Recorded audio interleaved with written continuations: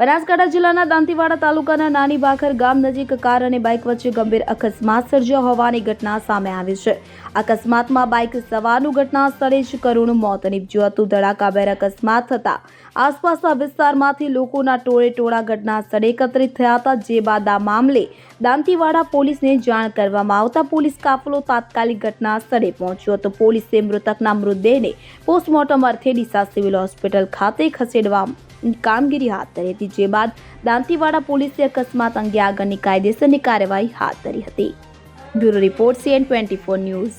હવે જુઓ દેશ દુનિયાની તમામ ખબરો તમારી આંગળીના ટેરવે. ઉઠાવો મોબાઈલ અને Google Play Store પરથી ડાઉનલોડ કરો અમારી CN24 ન્યૂઝ મોબાઈલ એપ.